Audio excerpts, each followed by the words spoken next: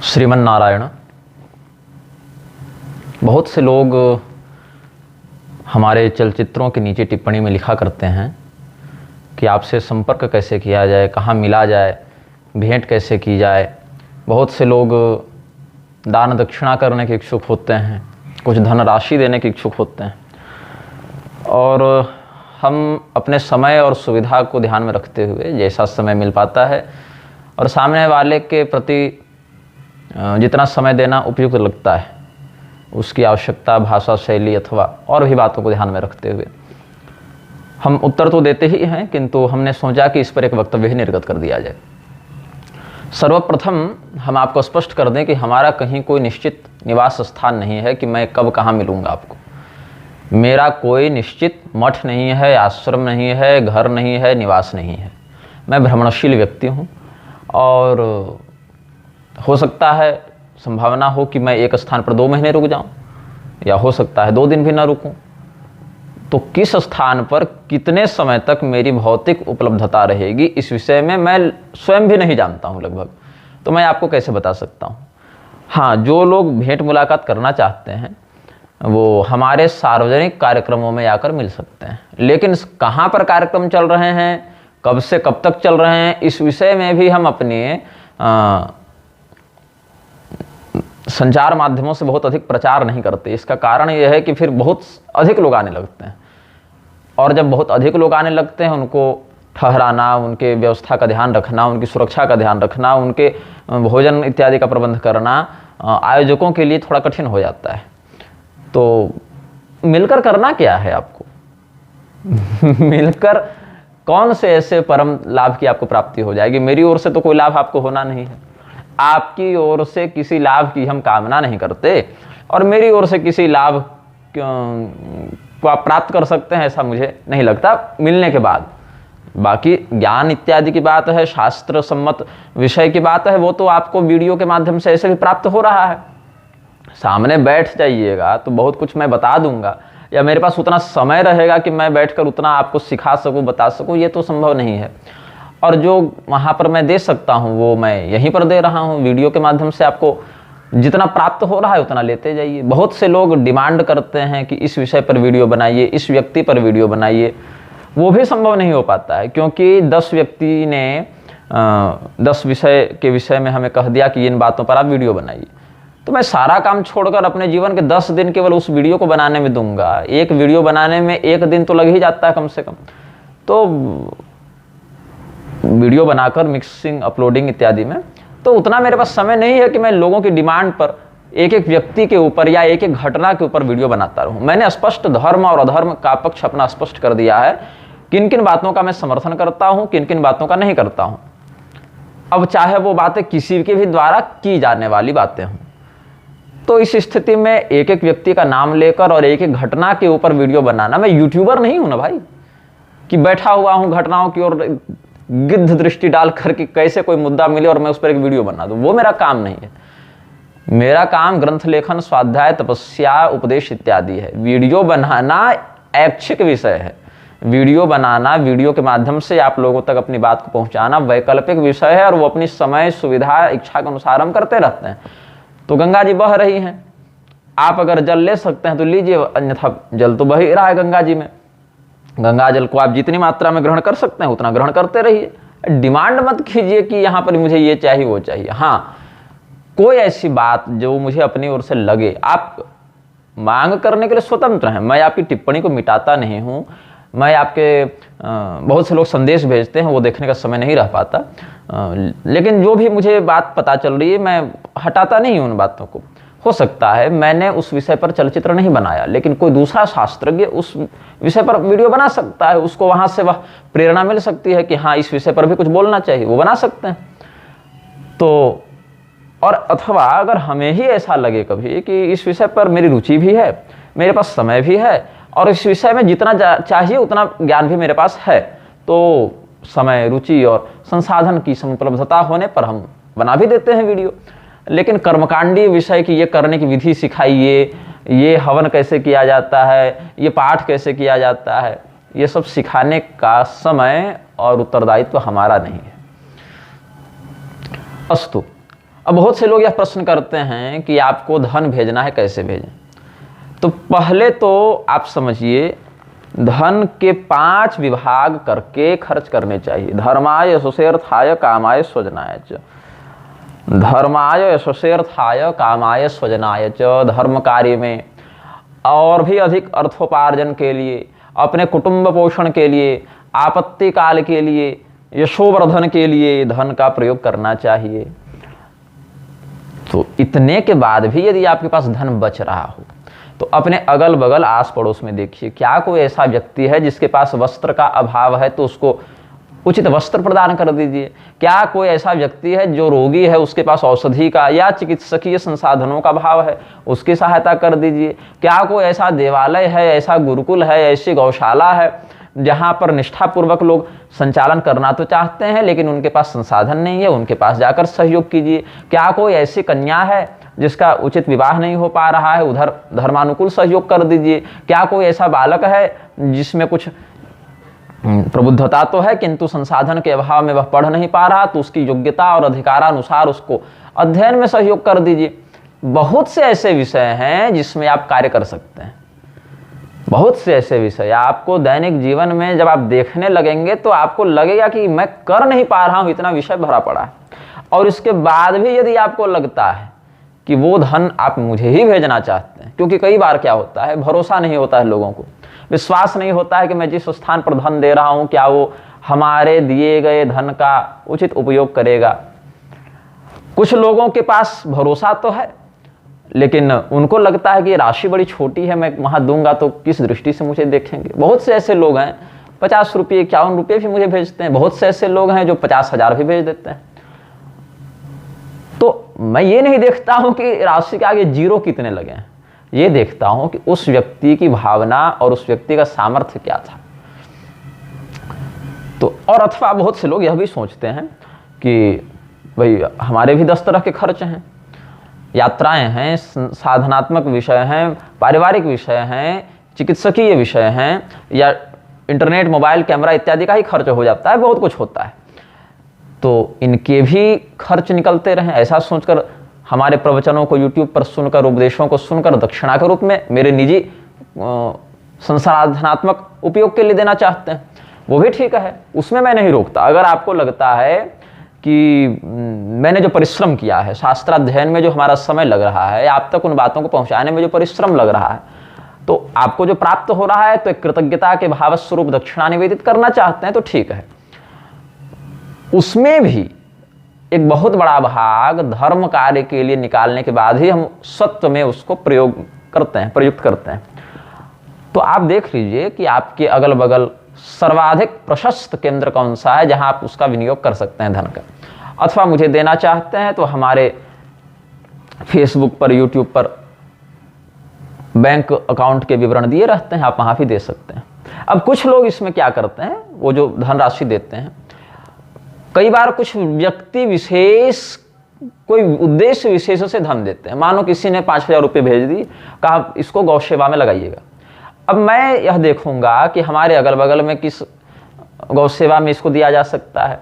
कई बार तो अपने ही घर में जो गौ माता हैं उनकी सेवा में लग जाता है, कई बार पड़ोसी के गौ माता की सेवा में लग सकता है, अथवा कई बार ऐसी किसी गौ सेवा में, गौशाला में हम दे सकते हैं जहाँ निष्ठापूर्वक सेवा हो रही है और वर्तमान में संसाधन का अभाव है, तो जितना है उतना दे देते हैं। लेकिन इतना विश्वास रख सकते हैं आप, अगर 5,000 रुपये गौ सेवा के लिए आए हैं तो 5,100 रुपये वहां जाएंगे, 4,900 नहीं जाएंगे। जो भी धनराशि हमें प्राप्त होती है उसमें से कुछ बढ़ाकर ही हम, कई बार तो ज्यादा ही बढ़ाकर, जैसा ईश्वर ने संसाधन उपलब्ध कराया उसके अनुसार सेवा हो रही है, और कई बार कम बढ़ाकर, लेकिन कुछ बढ़ाकर ही हम उसको आगे उस कार्य में लगाते हैं। हाँ, कई बार ये हो सकता है कि आपने धनराशि आज भेजी, आज वो खर्च नहीं हुई क्योंकि मुझे लगा नहीं कहाँ मैं दूं, तो उसको मैं सुरक्षित रखता हूं, बता देता हूं लोगों को, देखो ये कार्य, ये 5,000 गौ सेवा के लिए हैं, अगर कल को मैं मर गया ये पैसा खा मत जाना भाई, गौ माता का पैसा है, तो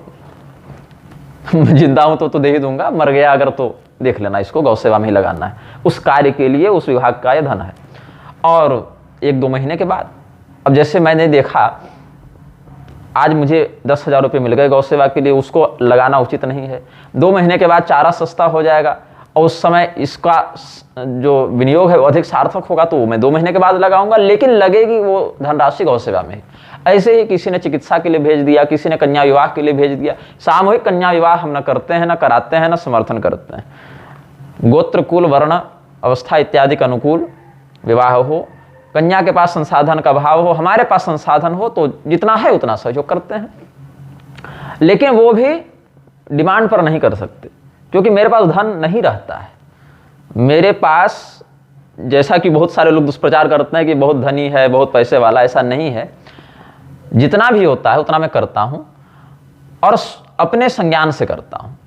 कोई व्यक्ति हो सकता है कि मांग करे कि इतने मुझे भेज दीजिए, वो संभव नहीं हो पाता। इसके लिए हम हाथ जोड़ के पहले से क्षमा प्रार्थी हैं, लेकिन अगर संभव होता है तो कहना नहीं पड़ता है, ये भी बात है। तो आप बताइए कि किस विभाग में आप धनराशि भेजना चाहते हैं, उद्देश्य क्या है आपका, और वो भेज सकते हैं, उस विभाग में लग सकता है धन।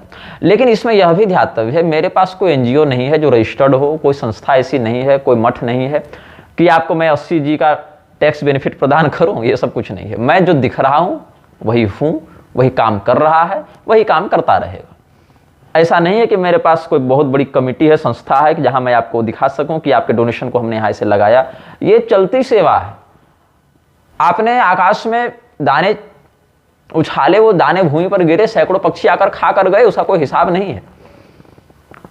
तो इसीलिए कोई, हाँ, 1-2 महीने का हिसाब दिया जा सकता है कि भाई पिछले महीने इतना खर्च हुआ, इतना खर्च हुआ, लेकिन मुझे याद भी नहीं रहता कि इसने कितने भेजे और कहाँ जाने हैं। हाँ, कोई व्यक्ति विशेष बताकर भेजे कि जैसे कुछ लोग नियमित भेजते हैं, एकादशी को एक व्यक्ति भेजते हैं, एक व्यक्ति महीने की 10 तारीख को भेजते हैं, तो लगभग 4-5 हज़ार रुपये हर महीने के कुछ निश्चित लोग, उसमें 51 रुपये से लेकर 2,000 रुपये तक के सम्मिलित हैं। कोई 51 भेज रहे हैं, कोई 200 भेज रहे हैं, कोई 2,000 भेज रहे हैं। तो उनके धन को एकत्र करके फिर मैं देखता हूं, चलो 5,000 हो गए। अब इस 5,000 को कहाँ ऐसे स्थान पर लगाना है कि परलोक में तगड़ा इसका रिटर्न मिले। आप लोग पैसा लगाते हैं ना बेनिफिट में, एफडी करते हैं, म्यूचुअल्स में लगाते हैं, कुछ सट्टेबाजी में लगा देते हैं। हम लोग कहाँ पैसा लगाते हैं कि परलोक में इसका रिटर्न तगड़ा मिले। तो जिस व्यक्ति के अंश से जो आता है उसको वहां पर विनियुक्त किया जाता है। अस्तु। और फिर क्या होता है कि कुछ लोग दबाव डालते हैं, ट्रस्ट बना लो, एनजीओ बना लो, आश्रम बना लो, समिति बना लो। अब देखो भाई, ऐसा है, ट्रस्ट बनाने का अर्थ है भ्रष्ट होना। ट्रस्ट बना लो और ट्रस्ट समाप्त हो गया। मेरा काम वो नहीं है। मैं नहीं चाहता कि जिस समय मेरे शरीर से अंतिम श्वास निकले उसके अगले मिनट से कोई हमारा उत्तराधिकारी बनकर खड़ा हो जाए, कोई अध्यक्ष बनकर खड़ा हो जाए, कोई कमेटी में खड़ा हो जाए कि भाई इसमें इतना पैसा पड़ा हुआ है, इस ट्रस्ट में इसमें इतना पैसा पड़ा हुआ है, इसको ऐसे लूट लो, खसोट लो। ये तमाशा मुझे नहीं चाहिए। आप मुझे देखिए, मेरे काम को देखिए, भरोसा लगता है दीजिए, नहीं लगता और अच्छी बात है। हाँ, और मैंने तो कहा कि मुझे अंतिम में रखिए, पहले तो अपने क्षेत्र में देख लीजिए कि इसको क्या आवश्यकता है, वहां दीजिए ना। काम तो अकाउंट वहीं से आपको जुड़ना है, कर्मफल का अकाउंट हम तो चला नहीं रहे, कर्मफल का अकाउंट तो वहां से चल रहा है, वहां से आपको ऐसे भी प्राप्त होगा। तो ट्रस्ट इत्यादि बनाने में मुझे ट्रस्ट नहीं है, मैं भरोसा नहीं करता इन विषयों में। सारा भ्रष्टाचार ट्रस्ट वालों के नाम से भी आगे बढ़ रहा है, सब आप लोग जान रहे हैं, विशेषज्ञ हैं इसके। तो अगर आपको ट्रस्ट की ही आवश्यकता है देने की, तो भारत में बहुत से अच्छे गुरुकुल हैं, गौशाला है, मठ हैं मान्य संप्रदायाचार्यों के, उनके यहाँ पर जाकर आप सेवा दीजिए, हमने तो रोका नहीं है आपको। लेकिन मैं आपकी सुविधा के लिए, आपके टैक्स बेनिफिट के लिए मैं 10 तरह के काम में अपना समय नहीं दे सकता हूं। उसके लिए मैं पृथ्वी पर नहीं आया हूं। जो काम करने आया हूं वो काम कर रहा हूं। उस कार्य के अंतर्गत यदि आपकी सुविधा हो, इच्छा हो तो सहयोग करें, और न इच्छा सुविधा हो तो भैया जय सीताराम, उसमें तो हम आपको कुछ दबाव नहीं डाल रहे। बहुत बार ऐसा होता है कि लोग कहते हैं कि विदेश से फंडिंग दिलवा दे रहे हैं, ये कर रहे हैं, वो कर रहे हैं। नहीं चाहिए भैया, आपको देते बने दीजिए, काम बता दीजिए इस विभाग में दे रहे हैं। नहीं, अगर आपको विभाग स्पष्ट है तो अपने अनुसार हम देख लेंगे कहाँ उसका क्या प्रयोग किया जा सकता है। अन्यथा वीडियो देखते रहिए, आनंद लेते रहिए। कोई वैसा शास्त्रीय प्रश्न है पूछ सकते हैं। अच्छा, पूछने में भी क्या होता है, कई बार लोग टाइम पास के लिए फ़ोन कर देते हैं। मेरे पास तो इतना समय रहता नहीं कि मैं सबको व्यक्तिगत रूप से फ़ोन पर समय दे सकूं। समय रहने पर भी मैं उस कार्य में समय क्यों दूं? बहुत से मेरे पास ऐसे कार्य हैं लोक परलोक बनाने के लिए, जिसका अच्छे प्रकार से समय का प्रयोग करके सदुपयोग किया जा सकता है। तो फ़ोन पर बात करने में मैं ऐसे भी अंतर्मुखी व्यक्ति हूँ, कहें तो इंट्रोवर्ट हूँ। मैं फ़ोन पर बात करने में असहज अनुभव करता हूँ, इसीलिए ब्रजेश पांडे जी हमारे मीडिया प्रभारी हैं, वो बेचारे बड़ी तत्परता से इसमें लगे रहते हैं। लेकिन समस्या क्या होती है, मैंने स्पष्ट लिखा है अपने YouTube पर, वेबसाइट पर कि प्रातः काल पूर्वाह्न 9 बजे से लेके रात्रि 7 बजे के मध्य अगर बहुत आवश्यक हो, कोई बहुत विषय महत्वपूर्ण हो आपका और बहुत आवश्यक सूचना देनी हो या लेनी हो तो फ़ोन करें, अन्यथा न करें। केवल आशीर्वाद लेने के लिए सोचा कि नंबर मिल गया है तो फ़ोन कर लें वाले चक्कर में ना रहें, ये सब हमें अच्छा नहीं लगता है। मैं कैसा हूँ, स्वास्थ्य इत्यादि कैसा है, मैं कहाँ हूँ, क्या कर रहा हूँ, ये सब बातों की जानकारी के लिए न फ़ोन करें। जो बातें होती मैं फेसबुक इत्यादि के माध्यम से समयानुसार सूचना देते रहता हूँ, दिलाते रहता हूँ। अच्छा, आज कल में एक मेरे पास संदेश आया, कोई देवी जी थी, वो कह रही थी उन्होंने किसी स्थान पर किसी सोशल मीडिया प्लेटफॉर्म में, संभवतः इंस्टाग्राम इत्यादि में, मुझे कुछ गाली दी होगी, अपशब्द कहा होगा। तो देखिए, जो भी व्यक्ति मुझे कोई अपशब्द कहता है, क्रोध तो आता ही है उस समय। ऐसा तो मैं कहूंगा नहीं कि मैं काम, क्रोध, लोभ सब पर विजय प्राप्त कर चुका हूं। भैया, बहुत से ऋषि और बहुत से देवता भी पूर्णतया ये दावा नहीं कर सकते कि वो काम, क्रोध, लोभ पर विजय प्राप्त कर चुके हैं। तो मैं ऐसा पाखंड क्यों करूं कि भैया हम तो भगवत प्राप्त संत हो गए। ये सब हम नहीं कहते। क्रोध आता है और जैसे आता है वैसे चला भी जाता है, वो टिकता नहीं है। ये भगवत कृपा है, ये भगवत कृपा है कि क्रोध आता है तो टिकता नहीं है और 1-2 दिन के बाद मैं भूल भी जाता हूं कि किसने क्या कहा था। तो मेरी ओर से हमारे सभी विरोधियों को अग्रिम क्षमा है। अग्रिम क्षमा का अर्थ यह हुआ कि यदि आपने मुझे कोई गाली दी और अगर आपको इसका पछतावा है, नहीं है तब तो बढ़िया बात है, नहीं है अगर आपको इसका पश्चाताप और अच्छी बात है भैया, लगे रहिए अपने पक्ष पर, लड़ेंगे भिड़ेंगे।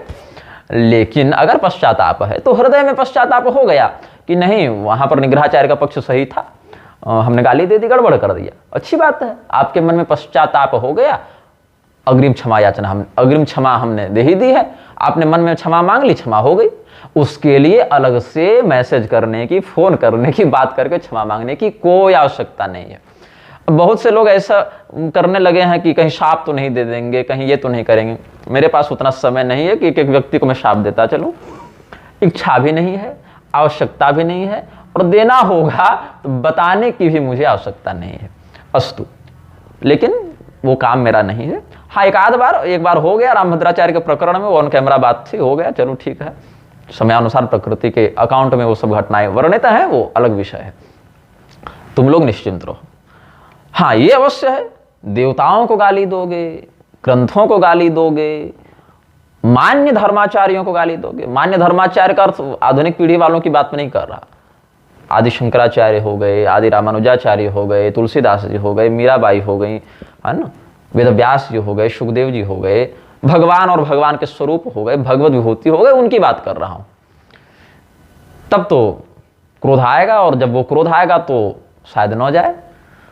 लेकिन मेरे निजी अपकार को, उपकार नहीं अपकार कह रहा हूं, समझ लेना, मेरे प्रति किसी ने कोई निजी अपराध किया हो, वाचिक हो या कोई भी प्रकार का ऐसा हो, तो उसके अहित के लिए हम बैठकर चिंतन नहीं करते रहते, इतना समय मेरे पास नहीं है। तो मैंने आपको बता दिया।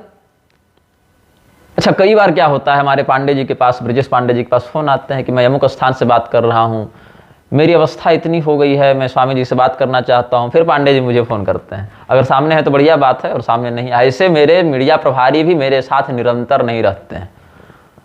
हम लोग अभी पिछली बार मिले, छत्तीसगढ़ में कार्यक्रम था, हम लोग बोले कि आखिरी बार हम लोग कब मिले थे भाई, तो चिंतन किया कि तिरुपति में मिले थे, वहां पांचरात्रा का अधिवेशन था, वहां मिले थे। अच्छा, तो ऐसा नहीं है कि मेरे निजी मीडिया प्रभारी मेरे साथ सदैव बने रहते हैं, मेरे साथ निरंतर कोई भी व्यक्ति लगातार नहीं रहता कि यही मेरे साथ हमेशा रहेगा। अति सामीप्यादवज्ञा भी हो जाती है। एक ही व्यक्ति को सदैव रखने का दुष्परिणाम यह है कि फिर वो व्यक्ति आप ही का गुरु बन जाता है।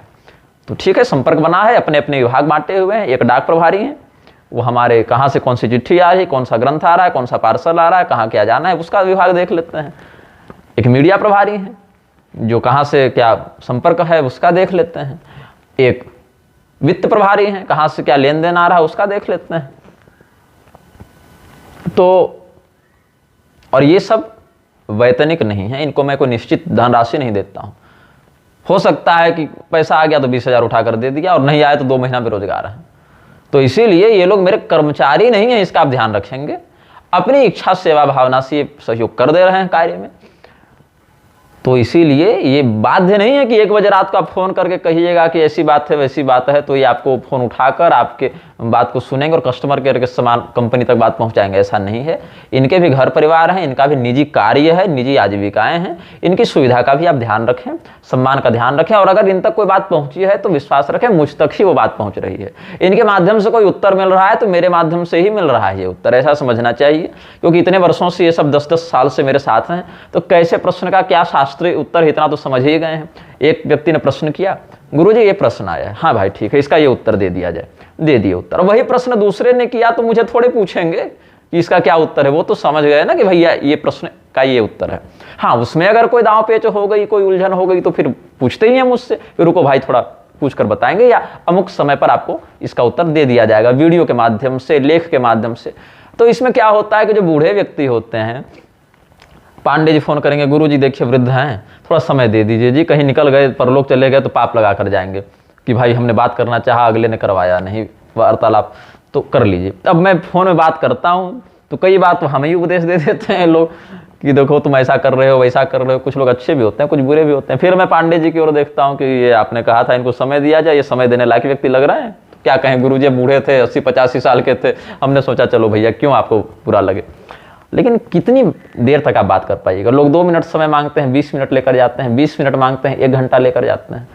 मैं चैटिंग करने के लिए फ़ोन पर नहीं बैठ सकता ना बंधु, इसको समझिए।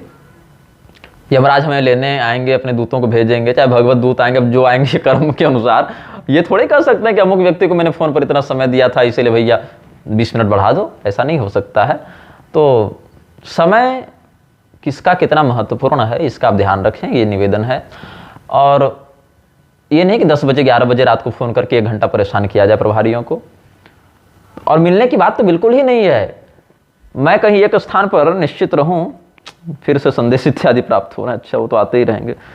अब वीडियो किसी महापुरुष ने भेजे हैं 7-7 मिनट के, 10-12 वीडियो हैं, कह रहे हैं कि इनको देखिए और बताइए क्या ये सत्य है कि नहीं है, बताइए। ये संभव नहीं होता ना, इतना एक व्यक्ति का यह हाल है। एक व्यक्ति के प्रश्न का उत्तर देने के लिए 1 घंटा देखो वीडियो, फिर उस पर चिंतन करके अगर तैयार है शास्त्र प्रमाण तो दो, नहीं तो खोज कर फिर निकाल कर दो।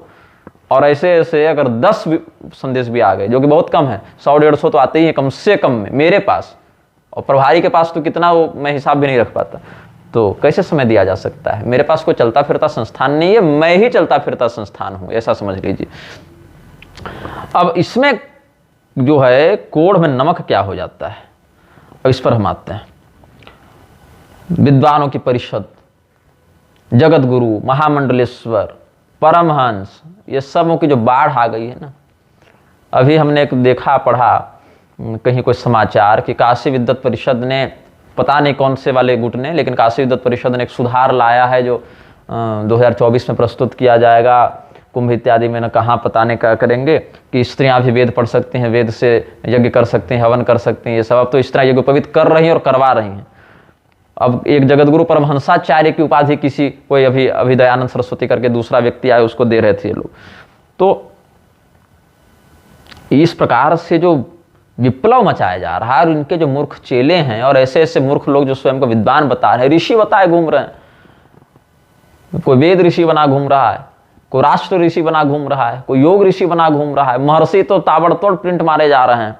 एक राजर्षि कोई भूपेंद्र मोदी या क्या करके है गुजरात में, वो बना घूम रहा है।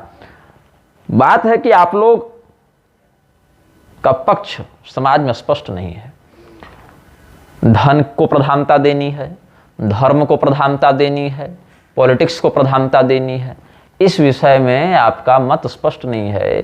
कभी लगेगा कि धनार्थी हैं, कभी लगेगा ज्ञानार्थी हैं, कभी लगेगा कि सत्ता के प्रश्रयार्थी हैं। चल नहीं रहा सिस्टम सही से आप लोगों का। अब इसमें क्या होता है, जिन व्यक्तियों का चरित्र, जिनकी बौद्धिकता स्पष्ट रूप से धर्म के विरुद्ध जा रही है, आप उनका कठोर बहिष्कार भी नहीं कर पा रहे। जिनमें दोषाधिक्य अधिक है उनका भी नहीं कर पा रहे, गुणाधिक्य अधिक हो, दोष न्यून हो तो समझ में आता है, बृहस्पति के मत से व्यवहार चलाया जा सकता है उतने अंश में। लेकिन जिनका चरित्र और जिनका पूरा का पूरा प्रोजेक्ट ही धर्म के विरुद्ध जा रहा हो, वहां पर उठने बैठने की क्या आवश्यकता है? वहां पर ऐसे रूप में प्रस्तुत होने की क्या आवश्यकता है कि आप उनके समर्थक हैं? जाने से मैं नहीं मना करता, जाइए, लेकिन ऐसे जाइए कि फिर वो कांपे, आपकी उपस्थिति से वो कांपे, खौफ हो कि नहीं इनकी उपस्थिति में हम अधर्म का व्याख्यान नहीं कर सकते या आगे से नहीं करेंगे।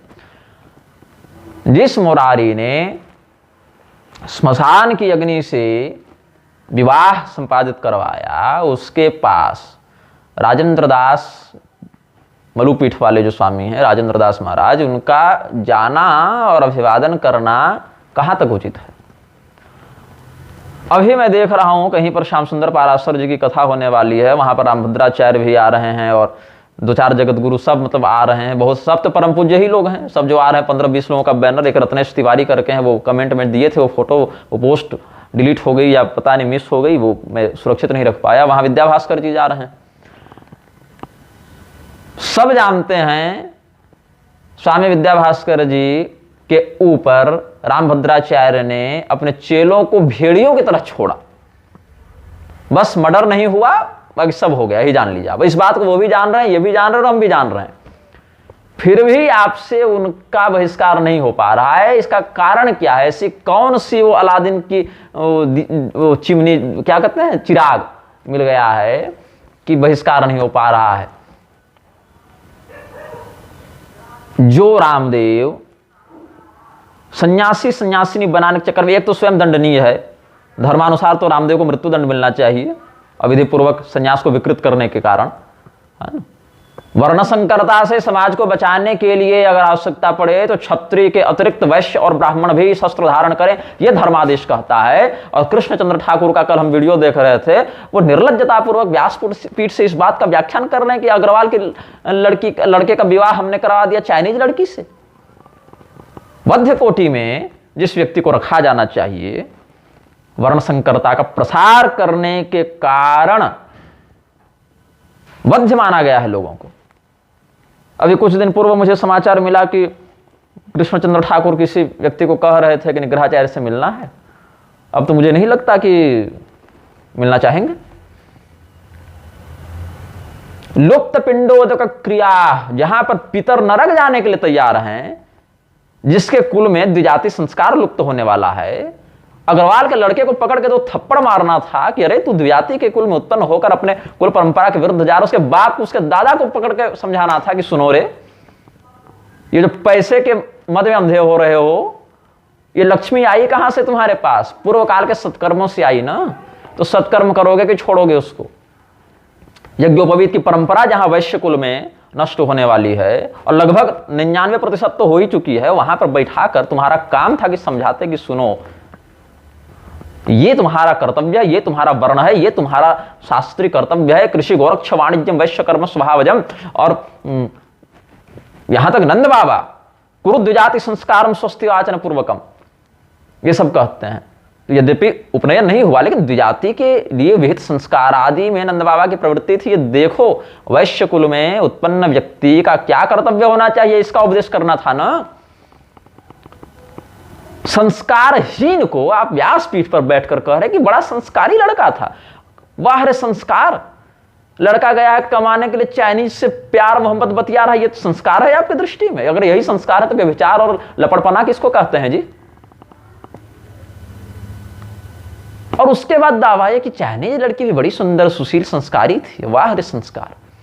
हाँ, ये संस्कार कहलाता है। तो कुसंस्कार किसको कहते हैं? अपने कुल में यज्ञोपवीत की परंपरा को नष्ट करके, वर्ण संकरता को म्लेच्छ गमन करके पतित होने की कगार पर अगला पहुंच गया है। आप उसका विवाह करवा रहे हो दुबई में जाके।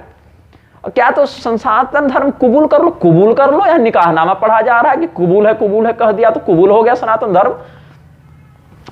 सनातन धर्म, उसके बाद एक कोई सची शुक्ला है, वो लिख रही थी कि पहले भी दिग्विजय होता था तो विदेशी म्लेच्छों को, हूण किरात इत्यादि को ये सब सनातन धर्म में दीक्षित किया जाता था। उनसे विधिपूर्वक उनको अनुशासित करके उनको म्लेच्छ देशों की सीमा में रखा जाता था। यज्ञ में देखने भी आते थे तो दूर से देखते थे, जाते थे, टैक्स देते थे। यही दिग्विजय के कारण भारत पर आक्रमण करके म्लेच्छत्व का प्रसार नहीं कर पाते थे वो, ये बात है। और अगर किसी राजा ने राजनीतिक कारणों से विवाह कर भी लिया म्लेच्छ कुल में तो उसको अनुकरणीय नहीं माना जाता था। आख्यान प्रमाण नहीं होते सदाचार के लिए, विधिवाक्य प्रमाण होते हैं। और ये है भागवत भूषण, भागवत भास्कर, पता नहीं क्या क्या उपाधियां लगाकर लोग बैठे हुए हैं। भागवत महापुराण में कितने स्थानों पर सैकड़ों सैकड़ों श्लोकों में उद्धव श्री कृष्ण संवाद देखिए, नारद युधिष्ठिर संवाद देखिए, कितने विदुर मैत्रेय संवाद देखिए, कितने स्थानों पर वर्णाश्रम व्यवस्था को कितने स्पष्ट असंदिग्ध रूप से समझाया गया है। ये भागवत भूषण भागवत भास्करों को होश ही नहीं है। बहिष्कार करना था कि अरे तुम्हारे कुल में तुम्हारे लड़के ने चाइनीज से ब्याह कर लिया, प्रेम कर लिया, गमन कर लिया, तेरे घर का अन्न और जल हम परित्याग करते हैं, ये लक्षण तो है नहीं। ऊपर से निर्लज्जता पूर्वक विवाह करवाए हो, ब्राह्मणों को दुबई में भेजकर उनको पतित बनाए हो, और ऊपर से व्यासपीठ पर बैठकर उसका व्याख्यान कर रहे हैं आप।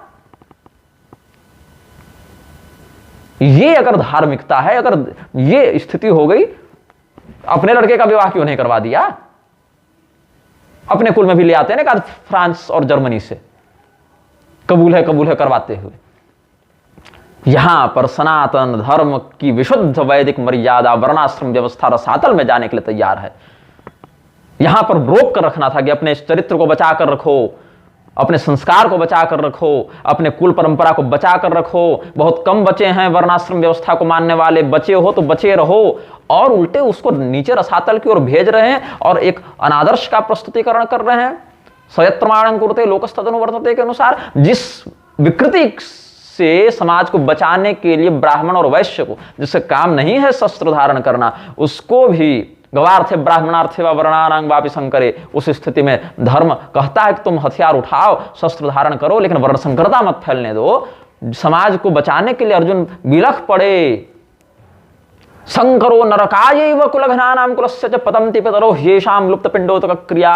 वर्ण संकरता तो सीधे नरक में भेजने के लिए है। उस कुल को उसके पितरों के साथ, पूर्वजों के साथ आपने अनंत काल के लिए नरक में ढकेल दिया। इसकी ग्लानि नहीं होती मन में कभी? ये निर्लज्जता मन में व्याप्त कैसे हो गई? जिस दिन से नेताओं ने मठों में आना प्रारंभ कर दिया, गुरुजी बैठने लगे नेताओं के साथ, उसी दिन से इनकी बुद्धि भ्रष्ट होना प्रारंभ हुई है।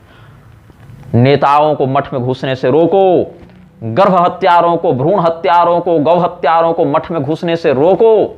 अगर वो घुस जाए तो उसको पकड़ के 10 जूते मारो और कहो कि देखो रे, अगर तू गर्भ हत्यारा है, अगर तू भ्रूण हत्यारा है, अगर तू बलात्कारी है, अगर तू अवैध संबंध रखने वाला व्यभिचारी है, अगर तू पातकी है, अगर तू अन्यान्य गोहत्यादि पातकों से युक्त है, तो निकल जा मेरे मठ से। दोबारा दिखा तो चमड़ी खींच के जूता बना के पहना कर भेजूंगा। ये कठोरता जिस दिन अपना लेंगे धर्माचार्य, उस दिन से धर्म की रक्षा प्रारंभ होगी।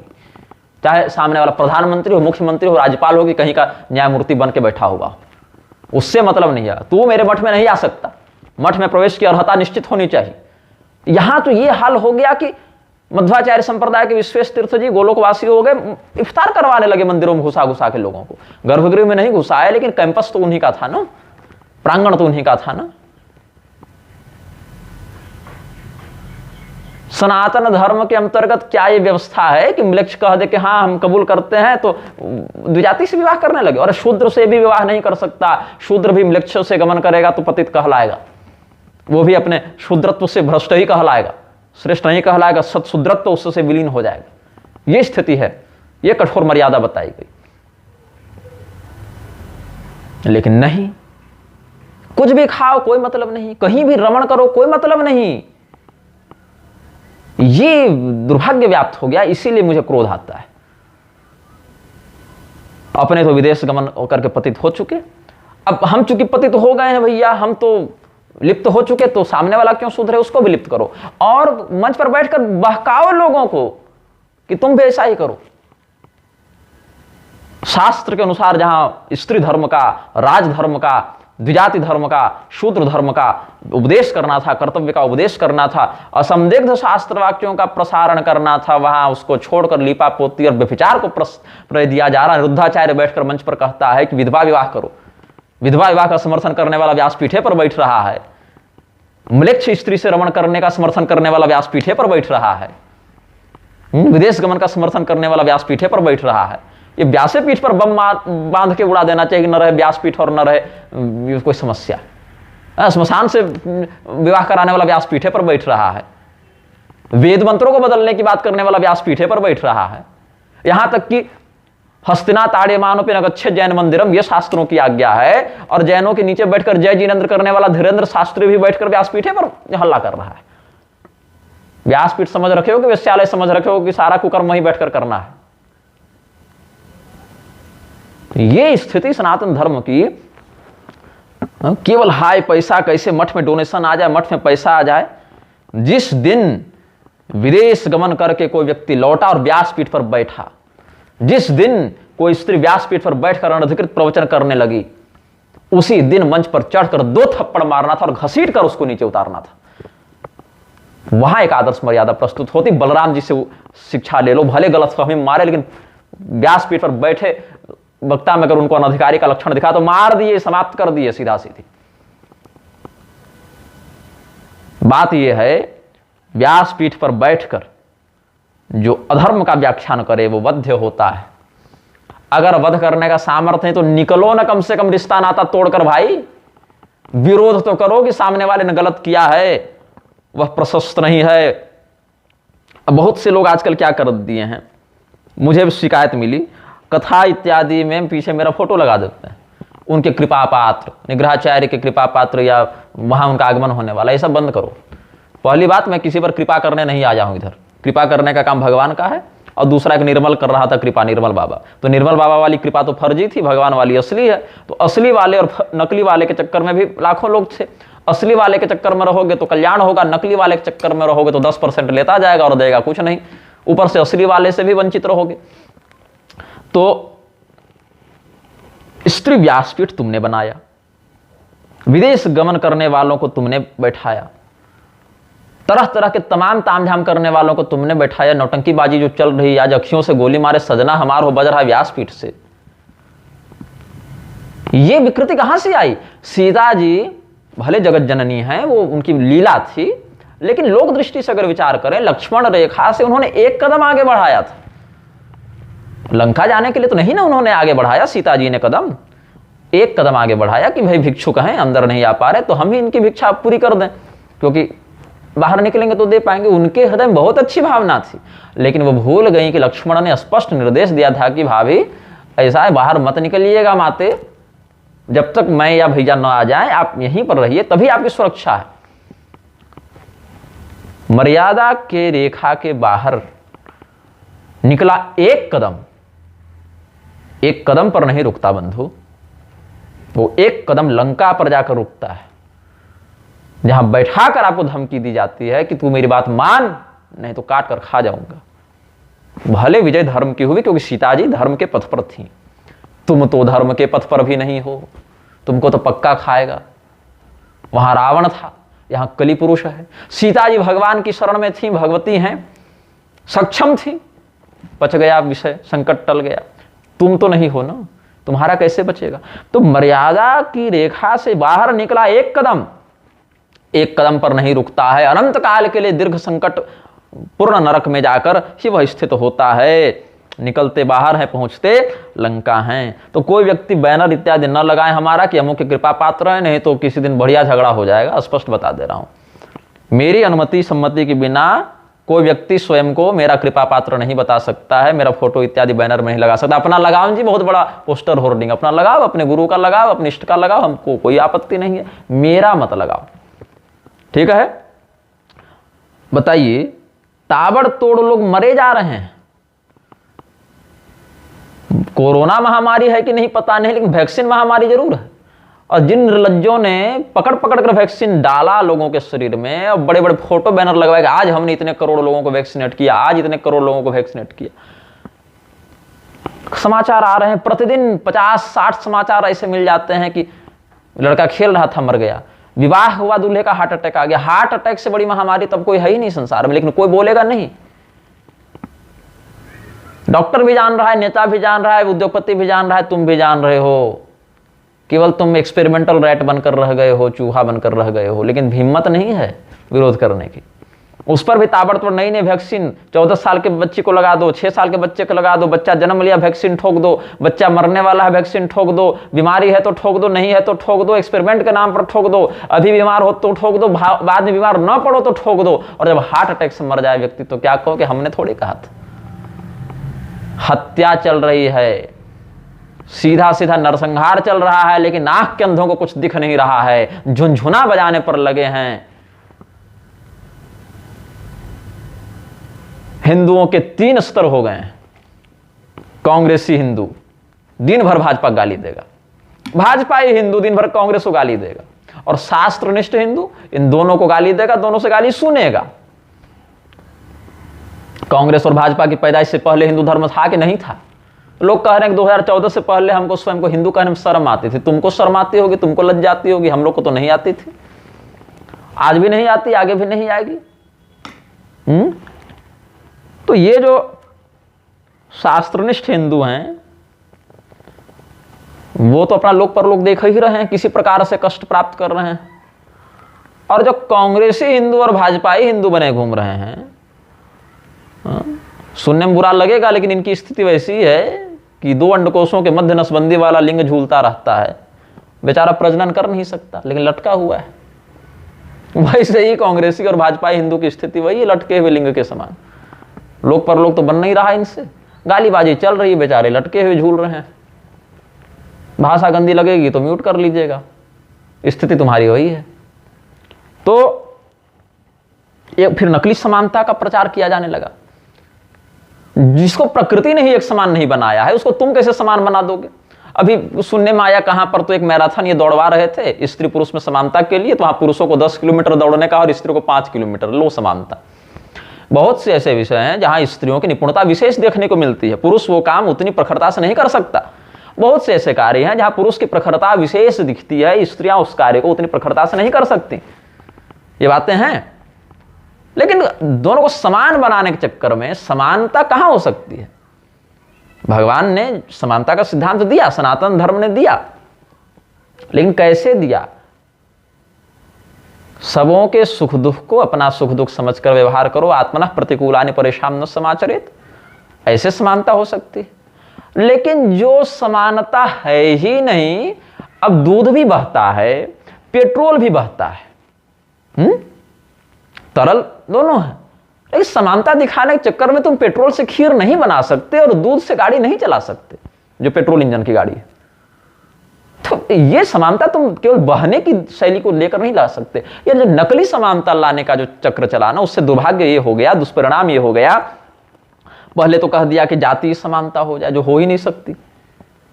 उसके बाद क्योंकि सती मूले कर्म विपाक जात्या होगा, जाति मिलती कैसे है? जाति शब्द तुमने नहीं बनाया, हमने नहीं बनाया, शास्त्रीय शब्द है, तो कर्म विपाक के आधार पर जाति, आयु और भोग मिलते हैं।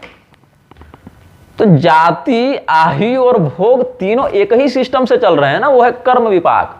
तो कर्म ही जब तक सबों का एक समान नहीं होगा तब तक जाति, आयु और भोग एक समान कैसे मिलेंगे? तो जातीय समानता तुम बनाने के चक्कर में अगर तुम पॉलिटिक्स बाजी करते फिर तो आयु की समानता तो कर नहीं सकते, भोग की समानता कर नहीं सकते तुम। इसीलिए ये जो नकली जातीय समानता का प्रलाप किया गया, जो नहीं है, असिद्ध को भी सिद्ध करने का प्रयास किया गया, फिर भी मन नहीं माना, तो फिर क्या कह दिया कि चलो अब जाति में तो समानता नहीं, इसको थोड़ा और व्यापक करते हैं। तो धार्मिक समानता का एक प्रपंच किया गया, सभी धर्म एक समान है। सभी धर्म एक समान है? नहीं भाई, ब्राह्मण का जो कर्तव्य है वो क्षत्रिय के कर्तव्य से बिल्कुल अक्षरशः नहीं मिल सकता। बहुत मामलों में दैवीय संपदा, आसुरी संपदा इत्यादि समानता हो सकती है, लेकिन नहीं मिल सकता। अरे ब्राह्मण क्षत्रिय छोड़ो, पिता का 100% कर्तव्य पुत्र नहीं कर सकता और पुत्र का 100% कर्तव्य पिता नहीं कर सकता। बाप नहीं कहेगा कि मेरे बेटे के एग्जाम है तो उसके जगह हम ही विवाह में जाकर अपनी बहू का मांग भर देते हैं, आखिर है तो आत्मा वे जाते पुत्र मेरा ही अंश, नहीं कर सकता है। तो ये समानता काल्पनिक फर्जी समानता है। वैषम्य ही प्रकृति को गतिशील बनाए रखता है। त्रैगुणीय साम्य परिणाम विसर्ग भूता हो जाती है प्रकृति। तीनों गुणों में समानता हो जाए, उठापटक हो ही नहीं तो प्रलय हो जाएगा। इसीलिए कहीं सत्व का बाहुल्य, कहीं रजो बाहुल्य, कहीं तमो बाहुल्य होना आवश्यक है। गुणों में समानता नहीं है। अच्छा, ये जातीय समानता करवा दे रहे हैं लोग, धार्मिक समानता करवा दे रहे हैं, फिर भी नहीं माने तो लैंगिक समानता पर पहुंच गए। और उसके बाद राजनीति के पदों में समानता नहीं ला रहे हो तुम लोग, नहीं ला पा रहे हो कि जो अधिकार प्रधानमंत्री का है वही अधिकार चपरासी का भी होना चाहिए, जो अधिकार दरोगा का है वही अधिकार डीजीपी का भी होना चाहिए, वही पेमेंट उनका होना चाहिए, वही सुरक्षा उनकी होनी चाहिए, तब तो नहीं होगा। लेकिन धार्मिक विषयों में जो धर्मसम्मत प्राकृतिक विषय है उनमें जबरदस्ती बैठकर जो है सो हैकिंग करनी है कि नहीं भैया हमको अपने अनुसार इसको चलाना है। चेलों का भी वही चल रहा है। चेलों को ऐसा गुरु नहीं चाहिए जो उनको धर्म के अनुसार आदेश देकर अनुशासित करे, अपितु चेलों को ऐसा गुरु चाहिए जो उनके ही आदेश के अनुसार कार्य करे, उनके विरुद्ध न जाए, बस जय जय जय जय करता रहे, वाह चेले करता रहे।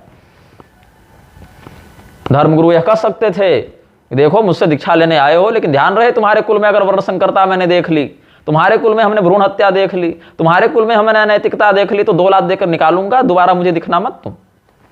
लेकिन नहीं, सेठ जी जो आचार्य कहते हैं कि भगवान विष्णु का भक्त वही है जो शिव दुर्गा आदि किसी को न माने, जो आचार्य यह कहते हैं कि शिव जी के अलावा दूसरे देवता को देखो ही मत, वो भी सेठ मारवाड़ी और नेताओं के चक्कर में धूप बत्ती दिखाते फिर रहे हैं। देवताओं को मत देखो, खाली सेठों को देखते रहो। अरे भाई, उसको अनर्थ के मूल पर खड़ा है वो। 15 प्रकार के अनर्थ तो अर्थ में होते हैं, भागवत महापुराण में वर्णित हैं। उसको और सतर्कता पूर्वक बचाओ। सुदामा जी के पास धन आ गया तो और डर गए, सहम गए, सतर्क हो गए, भैया संभल के। कुबेर जी के लड़के फंस गए, 100 दिव्य वर्षों के लिए अर्जुन के वृक्ष बन गए, तुम कहां हो। लेकिन वो छोड़कर सेठ ने कह दिया वही धर्म है, नेता ने कह दिया वही धर्म है। अरे भैया, अगर तुम्हारा शिष्य है, तुम्हारा भक्त है, बुरी लग सकती है उसको बात, बालक है तुम्हारा, शिष्य पुत्र के समान होता है, शिष्या बेटी के समान होती है, उसको समझाओ ये गलत है, इसको सुधार लो, और नहीं सुधार सकते तो भैया निकलो। लेकिन नहीं, कहो अपने शिष्याओं को कि देखो तुम्हारे अंदर भगवत भक्ति है, ऐसा मैं मान रहा हूं, इसलिए तुम्हें ये दीक्षा हमने दे दी, गुरु मंत्र दे दिया, राम राम करो, हरे कृष्ण करो, राधे राधे करो, व्यासपीठ पर बैठकर कथा मत करने लगना। मैं बताऊं, अभी रामानंद संप्रदाय के अंतर्गत जहां मेरी पिछली कथा हुई, एक साधु जी मिले, गोवर्धन दास जी महाराज। तो अपने गुरु जी के पास गए थे। गुरु जी ने देखा कि भाई योग्य व्यक्ति है, राम नाम की दीक्षा दे दी, और कहा कि देखो रामचरितमानस का पाठ कर सकते हो, कीर्तन कर सकते हो, गान कर सकते हो, भजन भाव कर सकते हो, व्याख्या मत करने लगना व्यासपीठ पर बैठकर। जबकि गोवर्धन दास जी का ज्ञान बड़ा उत्तम है, बड़ा श्रेष्ठ है, लेकिन कहा कि तुम व्यासपीठ के अधिकारी नहीं हो अभी। हाँ, राम राम करो, भगवत भक्ति प्राप्त करो, अगले जन्म में जब तुम विप्र शरीर आदि से युक्त भगवत भक्ति के साथ जब पहुंचोगे तब तुम व्यासपीठ पर बैठ सकते हो। अभी केवल तुम पाठ करना रामचरितमानस का, कीर्तन करना और भजन करना, व्यासपीठ पर टीका मत करने लगना बैठकर। कितनी अच्छी बात उनके गुरु ने समझाई, और क्या गजब शिष्य कि उसने कहा जी गुरुदेव, ऐसा होता है संत का हृदय, ऐसा होता है सदाचार का हृदय।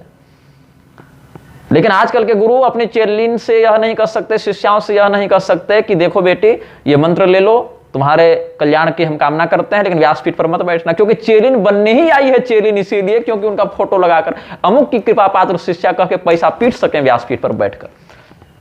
जिस दिन वह बैठी व्यासपीठ पर अनधिकारी जानकर, बल्कि उसको वेश्या से अधिक गर्हित मानते हुए 2 थप्पड़ लगाकर नीचे उतारना था और कहना था देखो मर्यादा का अतिक्रमण मत करो।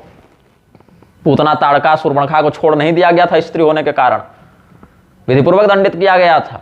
जिस दिन कोई विदेशगामी व्यासपीठ पर बैठा वहीं 2 थप्पड़ लगाना था,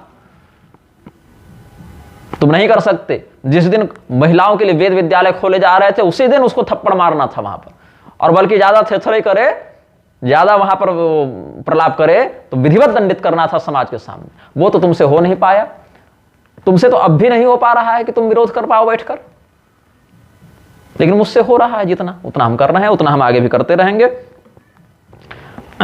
ऊपर से भरोसा ये हो गया है, जितने भगवत प्राप्त संत तो ताबड़तोड़ हो रहे हैं ना, भगवत प्राप्त संतों में कोई कमी नहीं हो रही है, जो हो रहा है भगवत प्राप्त ही हो रहा है, उससे नीचे कोई नहीं हो रहा है।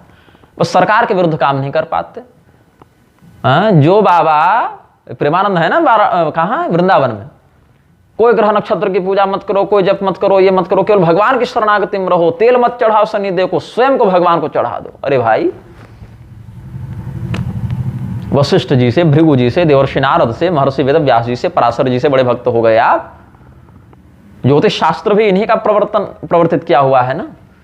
हाँ, तेल चढ़ाने की बात भले न हो उस ग्रंथ में, ग्रहों की आराधना का तो विधान है, भगवत आज्ञा ही प्रधान है ना इन कृत्यों में, भगवत प्रोक्त शास्त्र ही ये सब प्रधान है ना इस कृत्य में। और सामने जिसको तुम बैठाकर उपदेश दे रहे हो, क्या तुम उसको यह कहते हो कि देखो जब बीमारी होगी भगवान की शरण में रहना, कोई दवा मत खाना? वो तो नहीं कहते ना। और अगर वो व्यक्ति भगवान की शरण में उतनी निष्ठा रखता है, अपेक्षित है देवता उसको आरोग्य प्रदान करेंगे, तब निष्ठा दृढ़ हो जाएगी। जैसे मीराबाई की निष्ठा दृढ़ हुई कि मेरो तो गिरधर गोपाल दूसरो न कोई, तो विश्व उनका कुछ नहीं बिगाड़ पाया, ये तो प्रामाणिक बात है। इसीलिए अगर उसकी निष्ठा उतनी दृढ़ है कि भगवत शरणागति में वह उस स्तर तक पहुंच चुका है, तब तो ठीक है। और नहीं है तो कम से कम विधिपूर्वक उसको अपने कुल परंपरा के अनुसार या सकाम बुद्धि से ही अर्चन करने दो। निकम्मा बनाकर छोड़ोगे क्या पूरे देश को? मठों पर कोई केस हो जाए तो क्यों वकील खोजते हो? फिर केवल भगवान का नाम जपते रहो। अगर भगवान के नाम में तुम्हारी उतनी निष्ठा बन गई है, मैं नाम के प्रभाव पर नहीं बात कर रहा, मैं तुम्हारे कनेक्शन की बात कर रहा हूं।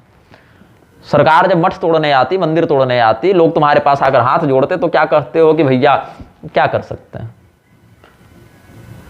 तब तो नहीं कहते कि भगवान का नाम जपो, कल तुम्हारा बुलडोजर वहां नहीं तोड़ पाएगा तो उसका इंजन जाम हो जाएगा, जो इस अफसर नेता ने सैंक्शन किया है, वो आदेश पारित किया है, वो मर जाए, हार्ट अटैक आ जाए, पेट खराब हो जाए, कुछ तो हो। तो कर्तव्य से विमुख करने के लिए भगवान की शरणागति का बहाना बनाते हो और कर्तव्य से जोड़ने के समय कहते हो कि ये क्या करते हो वो करो। सर्वधर्मान परित्यज्य मामेकम शरणम व्रज का उद्घोष करने के ठीक बाद अर्जुन ने समझ लिया कि क्या करना है, तो भी कहा करिष्ये वचनम तव, और युद्ध किया। आत्मदेव भी तब गए धर्मं भजस्व सततम त्यजलोक धर्माम, जब सारा कर्तव्य पूर्ण कर चुके थे। स्रोतस्मारते सुनिष्णातो द्वितीय भास्कर हो चुके थे, उसके बाद वो उनको शरणागति मिली। यहां स्रोत स्मार्त का पते नहीं है। अगला को ढंग से शौच करने के बाद और भोजन करने के बाद कुल्ला कितनी बार करना है इसका होश नहीं है। तुम बना रहे हो भगवान का शरणागत उसको बैठकर। ये तो हाल चल रहा है महात्माओं का और बाबाओं का। ऊपर से एक नया फैशन अभी चला है कि आकर भागवती दीक्षा ले लो, शरणागति दीक्षा ले लो और हमारा चेला बन जाओ और भागवती करने लगो, वेद पढ़ने लगो, गायत्री पढ़ने लगो। जो हिंदू कल्कि भगवान के भरोसे बैठे हैं, भगवान कल्कि के आने पर पहले ऐसे ही हिंदू कटेंगे, ऐसे ही कुल कलंक कटेंगे। व्यास पीठ पर बैठकर क्या बोल रहे हैं, कैसे बोल रहे हैं, उसका क्या प्रभाव पड़ेगा समाज पर, इसका कोई मतलब नहीं। श्याम सुंदर पाराशर के मंच पर आया कुमार विश्वास, उनके मुंह पर बैठकर धर्मशास्त्रों को गाली देकर गया, तब पाराशर जी नहीं बोले। हमने विरोध किया तो तुरंत मैसेज आ गया कि भाई हमारे विरोध में कैसे बोले। अगला धर्म के विरोध में आपके मंच पर बैठकर आपके सामने बोलकर चला गया, वहां बोलने का साहस नहीं हुआ, बाद में भी बयान जारी करने का नहीं हुआ। जैसे मैं भी कई बार किसी मंच पर रहता हूं, सामने वाला कुछ बोल रहा है तो सुनता हूं पहले, हो सकता है बात को सुधार ले, संभाल ले। नहीं सुधारता है तो फिर अपना वक्तव्य तो हमको देना ही होता है, लेकिन वो भी नहीं हो पाता। लेकिन मुझे मैसेज तुरंत आ जाता है कि भाई कैसे बोल दिए। पैसे के दम पर उपाधियां बट रही हैं, पैसे के दम पर तरह तरह के प्रपंच बन रहे हैं, पैसे के दम पर हर कुकर्म हो रहा है और उसको धर्म का नाम दिया जा रहा है। देखो भाई, कुछ दल ऐसे हैं देश में जो अधर्म के नाम पर अधर्म कर रहे हैं, कुछ दल ऐसे हैं जो धर्म के नाम पर अधर्म कर रहे हैं। अधर्म के नाम पर अधर्म कर रहे हैं, उनका अधर्म प्रत्यक्ष है, देखने को मिलता है। कुछ दल ऐसे हैं जो धर्म के नाम पर धर्म कर रहे हैं, उन पर बोलना और आवश्यक हो जाता है।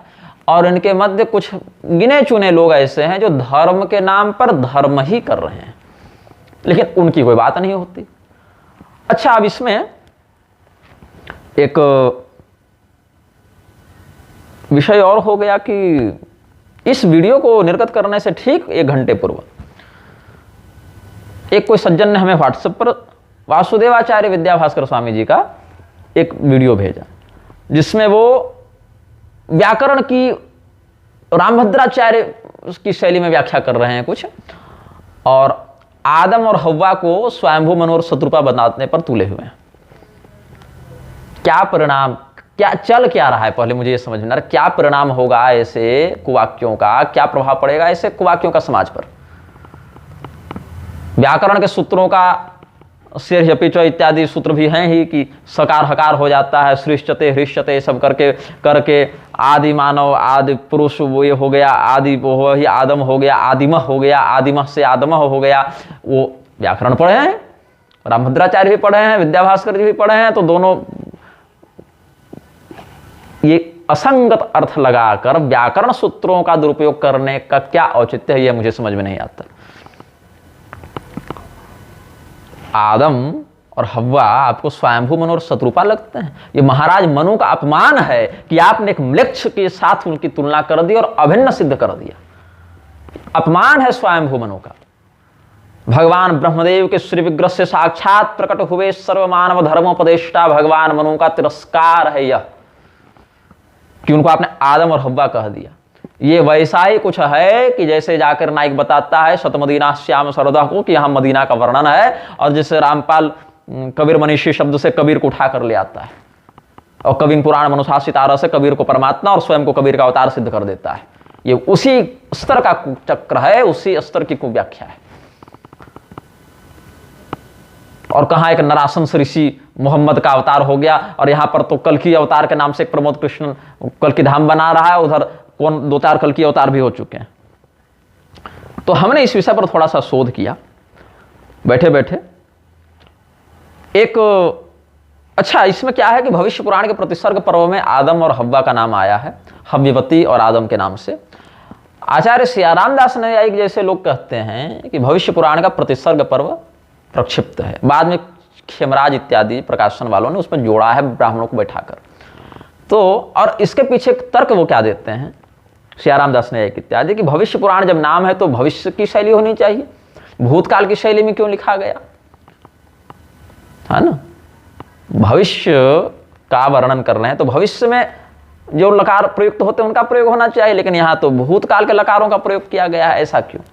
तो बंधु पहले आप मुझे यह समझाइए कि जिन ब्राह्मणों में जिन विद्वानों में ऐसा पांडित्य था, ऐसी प्रबुद्धता विद्यमान थी आपके अनुसार, जिन्होंने हजारों हजार नकली श्लोक बनाकर खेमराज को दिए ताकि वो भविष्य पुराण के प्रतिसर्ग पर्व के नाम से छाप सके, ठीक, उन विद्वान ब्राह्मणों का पांडित्य तब किस रसातल में चला गया था कि उनको यह सामान्य सी बात समझ में नहीं आई कि हम इसको भविष्य की शैली में लिखें ताकि भविष्य में कोई आपत्ति ना कर सके। इस पर होना चाहिए ना। आपने एक भी श्लोक प्रक्षिप्त नहीं किया शास्त्रों में, ऐसी मैं कामना करता हूं, लेकिन आपको इतना होश है कि भविष्य पुराण नाम है तो भविष्य की शैली उसमें होनी चाहिए। लेकिन ये उन हजारों हजार श्लोक लेखक ब्राह्मणों के मन में नहीं आया होगा। अच्छा, भविष्य पुराण का प्रतिसर्ग पर्व प्रक्षिप्त है बाकी विषयों के लिए इनके अनुसार, लेकिन जहां जहां रामानंदाचार्य जी का वर्णन है वहां वहां प्रक्षिप्त नहीं मानेंगे। फिर ये वहां रामानंदाचार्य जी का तो प्रमाण असंदिग्ध रूप से वर्णित हो जाएगा। अच्छा, शंकराचार्य जी के अनुयायी भी मानते हैं कि भविष्य पुराण प्रक्षिप्त है, रामानुजाचार्य जी के अनुयायी भी मानते हैं, मध्वाचार्य जी वाले भी मान रहे हैं, रामानंदाचार्य जी वाले भी मान रहे हैं, लेकिन उतने ही अंश मान रहे हैं जहां जहां इनके गुरुओं का वर्णन नहीं है। वही भविष्य पुराण के प्रतिसर्ग पर्व से जहां जहां शंकराचार्य जी का, रामानुजाचार्य जी का, मध्वाचार्य जी का, रामानंदाचार्य जी का इतिहास सिद्ध हो सकता है, वहां वहां पर ये उन बातों को प्रामाणिक भी मान लेते हैं। क्या चल रहा है भाई। कल की पुराण में जो घटनाएं वर्णित हैं वो भी भविष्य की घटनाएं हैं, लेकिन वर्णन वेदव्यास जी ने भूतकाल की ही शैली में किया है। हस्ता मलकवत त्रिकाल दर्शन का जिनको सामर्थ्य है, ऐसे ऋषि महर्षि अपने वचनों के लिए काल गति पर आश्रित नहीं होते कि क्या करेंगे और क्या कर चुके, उनके लिए कल्प के अनुसार वो समय चक्र घूमता रहता है।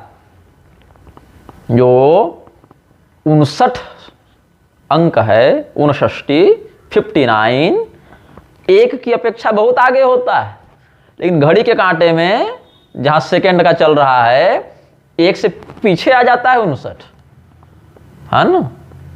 तो इसी प्रकार से जो घटना भविष्य की है ना, वो किसी काल में भूतकाल के रह चुकी है।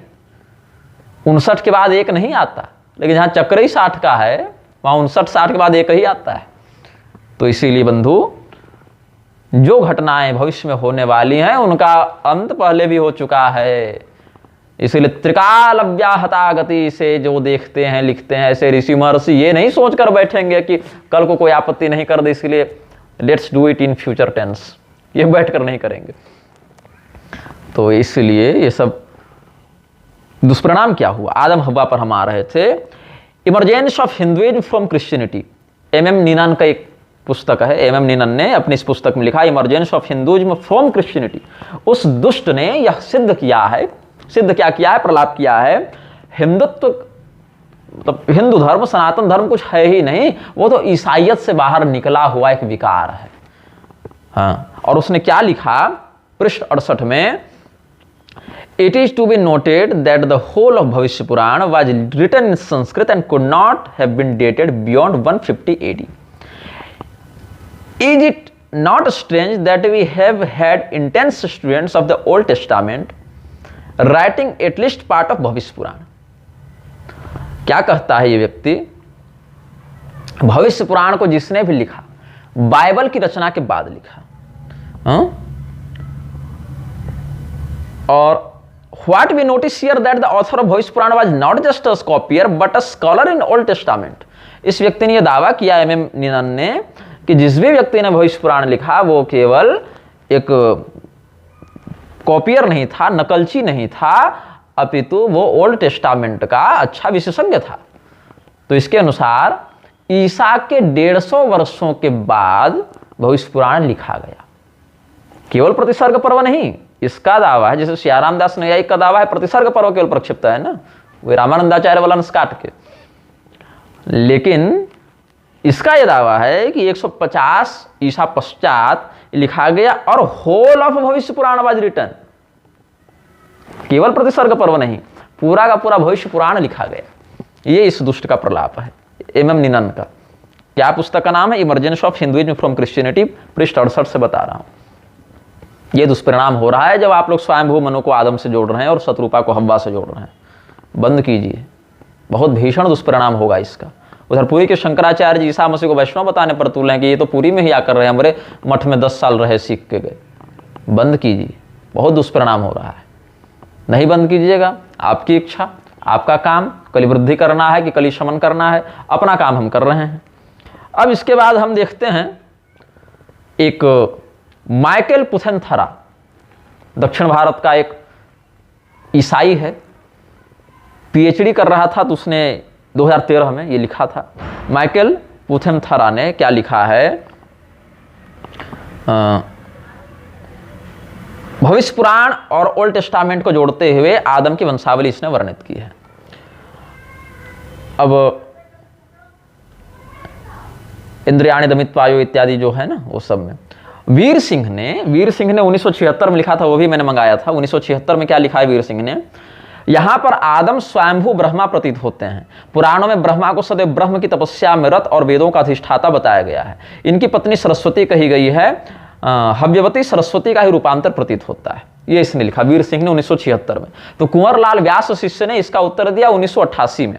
क्या लिखते हैं वो? बाइबल के नहीं, उन्होंने मना किया, उन्होंने इसका खंडन किया है। हालांकि वीर सिंह का नाम लेकर नहीं किया, वो सत्यार्थ प्रकाश का खंडन करते हुए सब खंडन कर रहे थे कि सत्यार्थ प्रकाश में पहले इतनी समीक्षाएं थी, बाद में इतनी और हो गई, पहले इतने थे फिर इतने हो गए। तो सत्यार्थ प्रकाश दयानंद के मरने के बाद ही बहुत बार एडिट होता रहा है और प्रवर्धित होता रहा है। तो मूल सत्यार्थ प्रकाश से बहुत अधिक स्वयं वो प्रक्षिप्त करके बैठे हैं अपने। तो इसमें इन्होंने क्या लिख दिया? हालांकि उन्होंने कहा कि ये स्वयंभू मनु है, स्वयंभू ब्रह्मा स्वयं नहीं है, क्योंकि वीर सिंह ने लिखा था ना कि यहाँ पर आदम स्वयंभू ब्रह्मा प्रतीत होते हैं।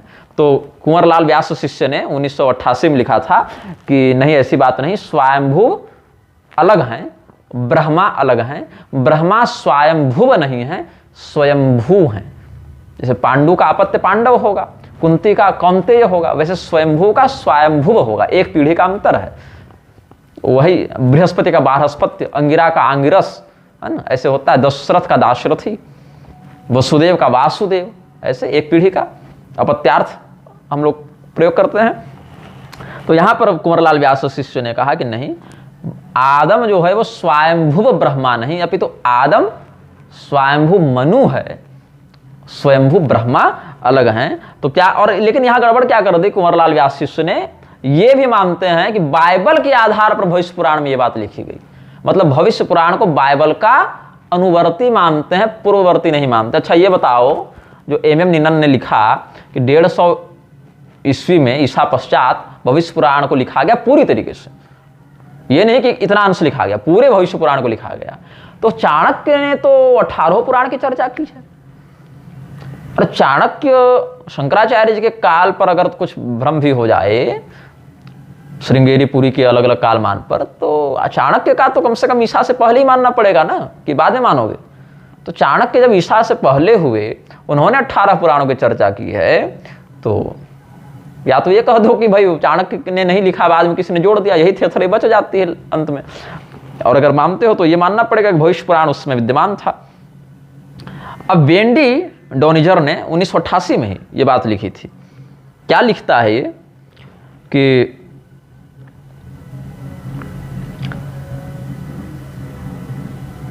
क्षेमेंद्र इत्यादि का, चंड प्रद्योत क्षेमेंद्र इत्यादि का वर्णन इसने किया है। This ancestor is none other than Adam though whose wife Eve Havyavati Kali tricks into eating the fruit of evil, Kali himself taking the form of a serpent.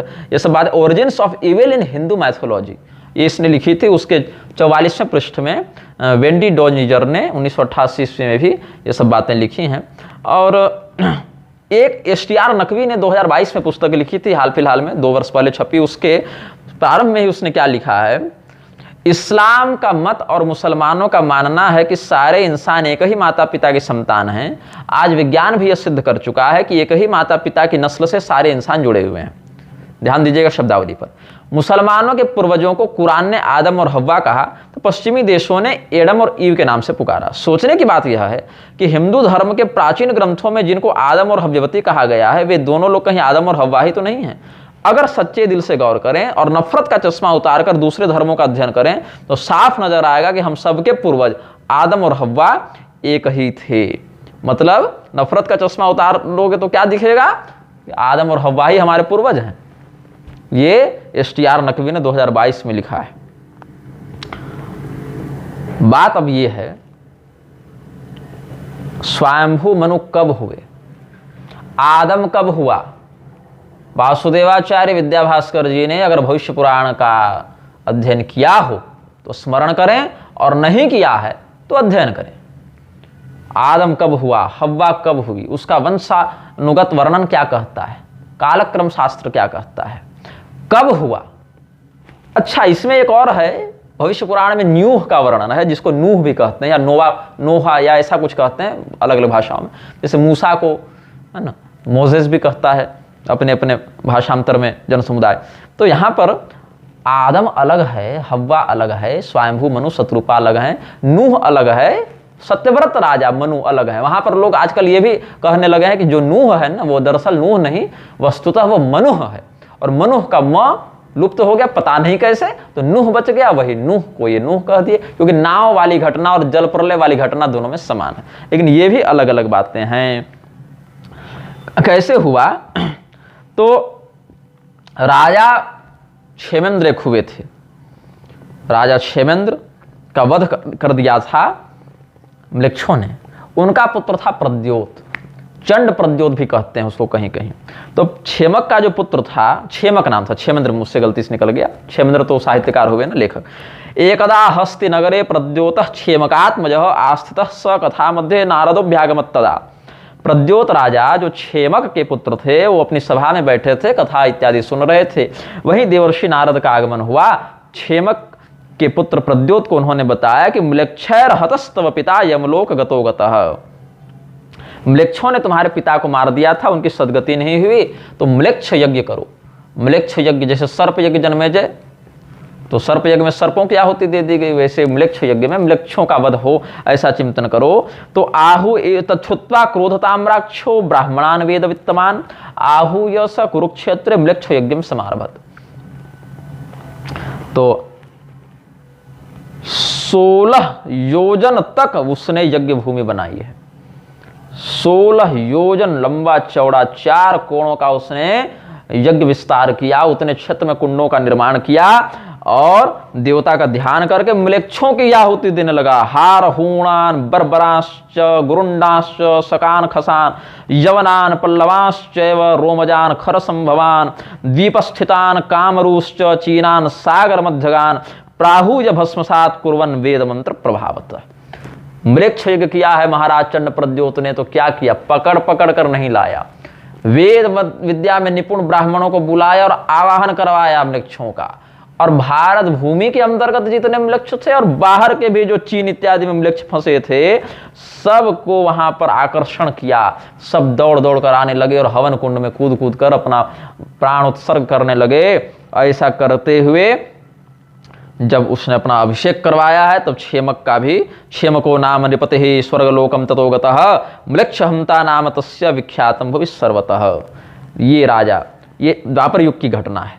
ये मृक्ष यज्ञ यहाँ के अनुसार द्वापर युग में हुआ था। राज्यम 10 सहस्राब्दम कृतम तेन महात्मना, 10,000 वर्षों तक इस राजा ने शासन किया, चंड प्रद्योत ने। अब कलयुग को दिक्कत हो गई कि भैया मृक्ष मर जाएगा तो हमारा विस्तार कौन करेगा, अभी आने वाला समय हमारा है।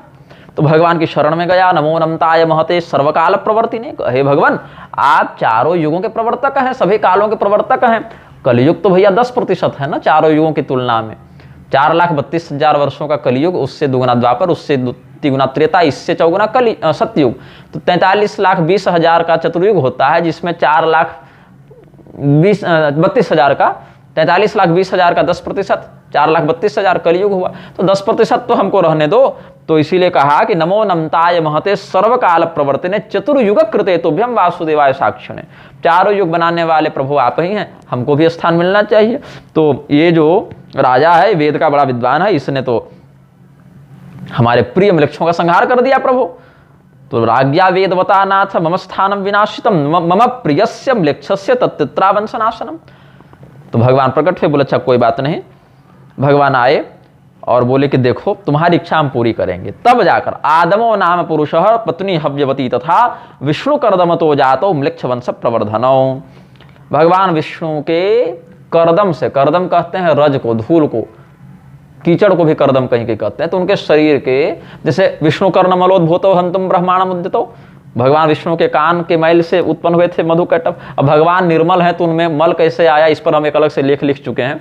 अब इसी प्रकार भगवान के चरण रज आदि से कह सकते हैं, या और भी कुछ पसीने इत्यादि से दिव्य उत्सर्ग से 2 प्राणियों का सृजन हुआ, जिसमें पुरुष का नाम था आदम और पत्नी का नाम था हव्यवती। ये स्वयंभू मनु नहीं है, इसको पहले समझिए।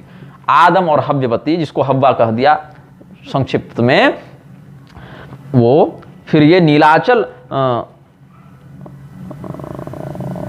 हाँ आगे फिर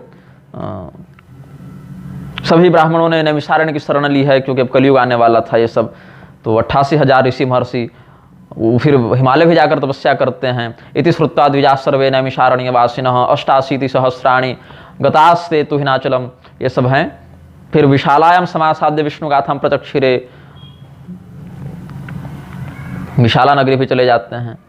तो कलयुग में जब कलयुग के आने में जब 16,000 वर्ष बचे थे, षोडशाब्द सहस्रेच शेषे तद्वापर युगे, तब क्या हुआ आगे देखिए। ये हव्यवती, हव्वा और आदम क्या करने लगे। इंद्रियाणि दमित्वावयो ह्यात्म ध्यान परायण तस्मादादम नामासो पत्नी हव्यवती स्मृता।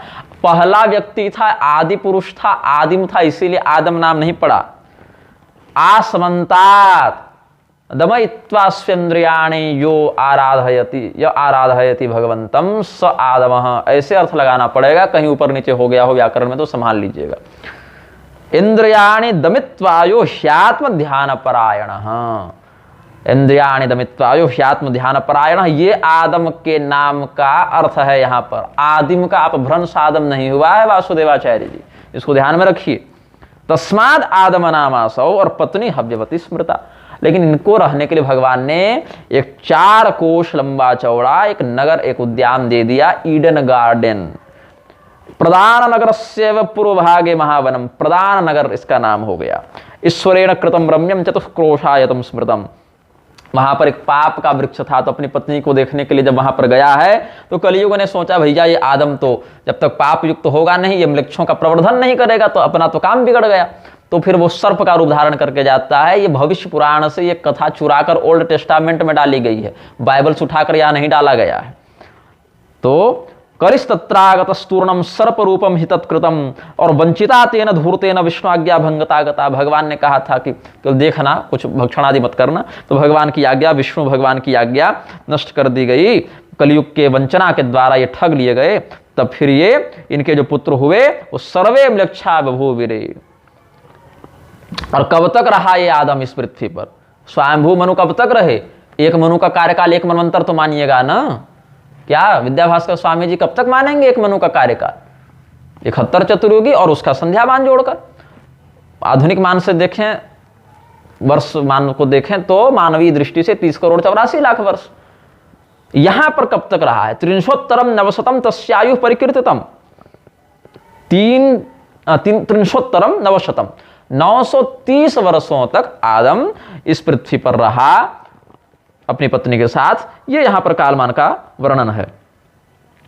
और इसी बात को जो कहा गया अपना माइकल पुथेनथारा ने 2013 में, वो भी ईसाई है, उसने यही लिखा 283वें पृष्ठ में कि they lived for 930 years and they died. Genesis 5.5 में they lived for 930 years and prominent among the children of Adam Havyavati was Shvet नाम।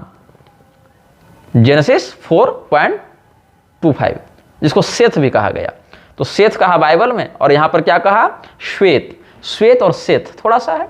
तस्मात् जात सुत श्रेष्ठ श्वेत नामेति विश्रुतः। ये सब। फिर उसका पुत्र हो गया अनुहस्त। अनुहस्त को क्या कहा यहां पर? अनुहन या इनोश। जेनेसिस 5.6। फिर उसका कीनाशन और महल्लानन और वीरदन और हनुकन। तो हनुकन जो है वो विष्णु भगवान का भक्त था। ये सब मनोच्छिलन लोमाकन। लोमाकन का पुत्र था नूहन या न्यूह।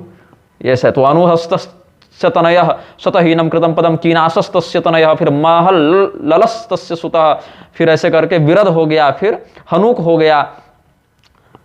और म्लेच्छों के लिए क्या कर्तव्य बताया यहां पर? आचारश्च विवेकश्च द्विजता देव पूजनम कृतान्येतानि तेनेव तस्मान् म्लेच्छ स्मृतो बुधैः विष्णु भक्त्यग्नि पूजा च हिंसा च तपोदमः धर्माण्येतानि मुनिभिर म्लेच्छानाम ही स्मृतानि वे। म्लेच्छ लोगों के लिए भी सत्कर्म क्या बताया गया? सदाचार का पालन करे, म्लेच्छगत सदाचार, जैसे अहिंसा का पालन करे, परिस्थिति गमन न करे, क्रूरता न करे, विवेक का प्रयोग करे, देवता ब्राह्मणों का आराधन करता रहे अपने स्वाधिकार अनुसार। ये नहीं गायत्री लेकर बैठ जाए। भगवान विष्णु की पूजा करता रहे, भक्ति करता रहे, अग्निदेव की आराधना करता रहे, अहिंसा करे, तपस्या का आचरण करे। देवद्विज गुरु प्राग्ञ पूजनम शौच मार्जवम ब्रह्मचर्य महिंसा च शारीरं तप उच्यते। यही सब अनुद्वेग कर्म वाक्य मन प्रसाद सौम्यत्वम। ये सब तपस्या करे, इंद्रियों का दमन करे। ये सब म्लेच्छों के लिए भी सत्कर्म परक धर्म बताए गए हैं। ऐसे फिर और लोमकस्तस्य तनयो राज्यम सप्तशतं समाः सप्तसप्ततिरेवास्य तत्पश्चात् स्वर्गतिं गतः तस्मात् जातः सुतो न्यूहो निर्गतस्तुह एव सः तस्मात् न्यूहः स्मृतः प्राज्ञे राज्यं 500 कृतम्। और सीमः समश्च भावश्च त्रयः पुत्रा बभूविरे। तो सीम, शम और भाव, ये 3 पुत्र नूह के बताए गए। लेकिन नूह के और भी संतानों के, मतलब इन्हीं संतानों के और भी नाम देखने को मिलते हैं। तो ये सब जो बात भविष्य पुराण में वर्णित है। और वहां पर जो नूह के सपने में भगवान विष्णु आए हैं, जो मनु महाराज के साथ श्राद्धदेव वैवस्वत पूर्व काल के सत्यव्रत मनु महाराज के साथ जो मूर्ख लोग नूह को जोड़ते हैं, वो ध्यान दें कि नूह के सामने कोई मत्स्यावतार लेकर भगवान नहीं आए। यहां पर सत्यव्रत राजा के पास मत्स्यावतार लेकर आए, लेकिन नूह को भगवान विष्णु ने क्या कहा? एकदा भगवान विष्णु तत्सपने तो समागत। उसके सपने में आकर कहा कि तुम नाव बनाओ और उसमें ऐसा करना। और यहां पर 40 दिन ही बारिश हुई है। सांवर्तको मेघगणो महेंद्रेण समन्वितः चत्वारिंशत् दिनान्येव महावृष्टि मकारयत। तो ये सब हो गया यहां पर। तो ये सब जो भगवान विष्णु का लीला वैभव है, उसको यथावत शास्त्रीय प्रारूप में आप लोग रहने दीजिए। नूह अलग है, म्लेच्छ वंशीय है, आदम के वंश में आया है 8-9 पीढ़ी में। 40 दिन बारिश हुई है। वहां पर भगवान ने सपने में आकर उसको नाव बनाने कहा।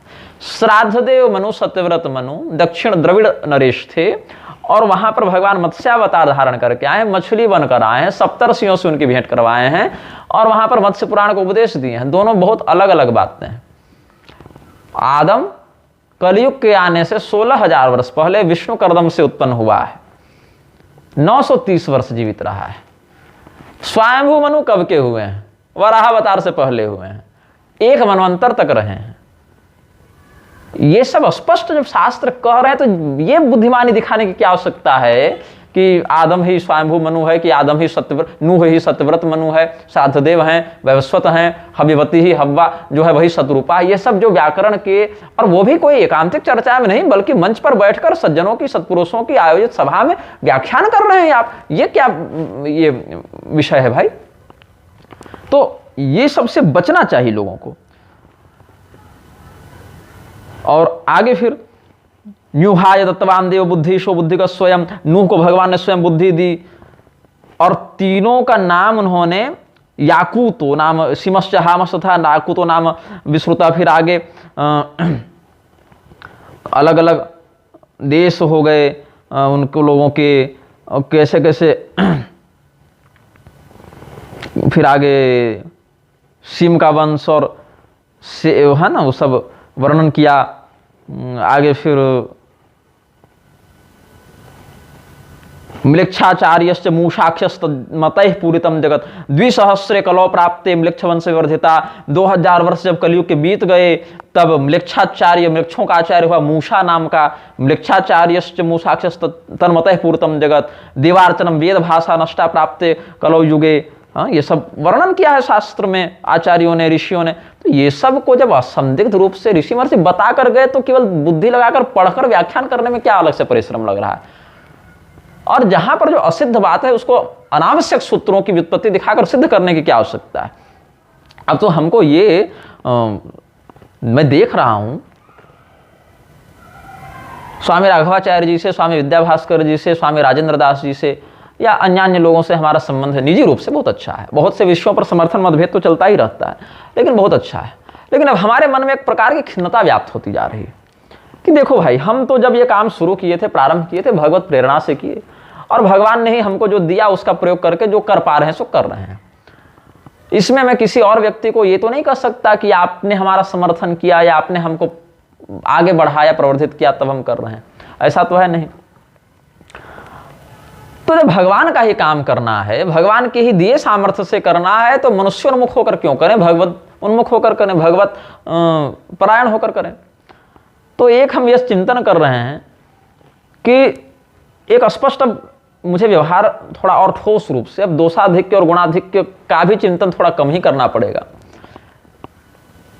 बहुत कम कर देता हूं सामाजिक रूप से कहीं आना जाना। बहुत आवश्यकता हो गई, बहुत ऐसी कोई बात हो गई तब किसी के मंच पर आना जाना है या किसी को अपने मंच पर बुलाना है।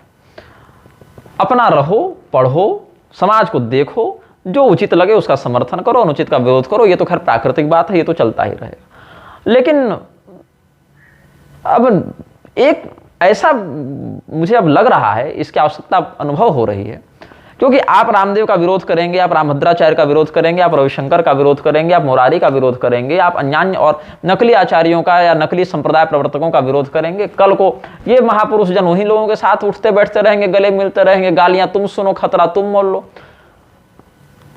नाम लेकर एक वक्तव्य भी नहीं जारी करेंगे। और जहां पर वक्तव्य जारी करने के बाद भी आएगी वहां पर नकली जगत गुरु बनाना, स्त्री व्यासपीठ आदि को प्रसारित करना, प्रवर्धित करना, या कम से कम उनका बहिष्कार भी नहीं करना ठोस रूप से। तो ऐसा जब एक प्रकार से कापुरुषत्व का प्रदर्शन करेंगे तो फिर वहीं के बने रहिए। ऐसे भी हमारे प्रसिद्ध होने से पूर्व या हमारे आपके परिचय से पूर्व तो आपका काम बढ़िया चल ही रहा था, परिचय आपका था ही उन लोगों से, वही लोगों के साथ उठिए बैठिए रहिए।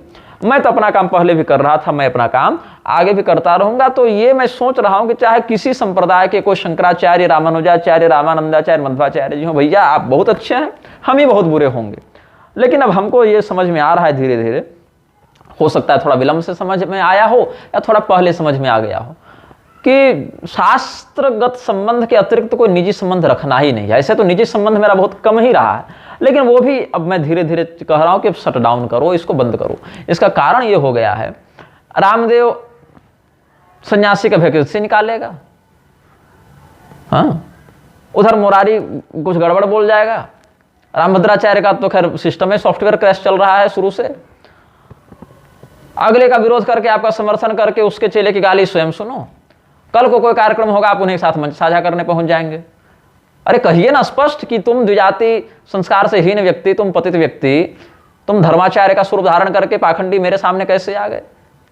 नहीं हो पा रहा है। उनका अगर सम्मान है इतना अधिक, धर्मशास्त्रों का स्पष्ट बलात्कार करने के बाद जब उनका सम्मान इतना अधिक है, वर्ण संकरता को प्रसारित करने के बाद, शास्त्रों की निंदा करने के बाद उतना सम्मान उनको मिल रहा है, थोड़ा तो हमारा भी होगा। जब गलत करके अगला इतनी अकड़ दिखा रहा है और आपसे बहिष्कार नहीं करते बन रहा है, हम तो फिर भी धर्मशास्त्रीय परंपरा पर इतना खतरा मोल लेकर डटे हुए, टिके हुए, तो आपन तेज समारो वापस।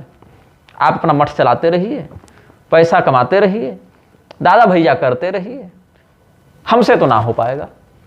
आपका संबंध हमसे पहले से भी बढ़िया था, आगे भी बढ़िया रखे, मुझे कोई दिक्कत नहीं, मैं यही करूंगा। पहले मैं ये मानकर चल रहा था कि त्याज्य, अत्याज्य और अनसतस त्याज्य, अब त्याज्य और अत्याज्य दो ही श्रेणी में रखेंगे। देखते हैं कहां तक भगवान हमें संबल प्रदान करते हैं ऐसे व्यवहार का, अब आगे हर इच्छा। लेकिन मेरा अब यह है कि किसी भी रूप में स्त्री कथावाचिका का समर्थन करने वाले व्यक्तियों के साथ, वर्ण संकरता का प्रसारण करने वाले व्यक्तियों के साथ, शास्त्रों की ऐसी व्याख्या जिसका कोई ऊपर नीचे आधार नहीं है, बल्कि जो शास्त्र में वर्णित सिद्धांत का स्पष्ट विरोध करते हुए समाज में भ्रामकता को प्रसारित कर रहा है, बच के रहना पड़ेगा रे बाबा। अन्यथा विदुर जी के समान दरवाजे पर धनुष रख के निकल लो कि मरेगा दुर्योधन तो हम पहुंचेंगे आराम से भंडारा में, वही करना पड़ेगा। क्योंकि देखिए, ना हमारा पेट चल रहा है इनसे, ना हमारा लोक परलोक चल रहा है इनसे, ना हमको इनके द्वारा भेजा गया है कि तुम ये काम करो। तो जिसके माध्यम से सब चल रहा है, हाँ ये बात जरूर है, अवश्य है कि हर व्यक्ति हर विद्या का विशेषज्ञ नहीं होता। जो व्यक्ति जिस विद्या का विशेषज्ञ होगा उससे समयानुसार परामर्श और चिंतन मनन होता ही रहता है। लेकिन मंच साझा करने की बात, सार्वजनिक उठने बैठने की बात, ये सब अब नहीं हो पाएगी। और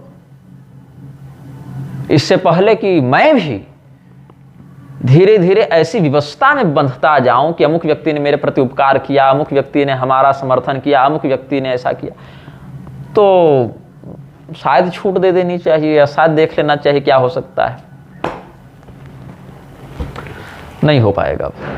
तो अब हम इस वक्तव्य को पूर्ण करते हैं। सायंकाल का भी समय हो गया, लगता है सूर्यास्त हो गया है, 10-15 मिनट अधिक ही हो गए होंगे।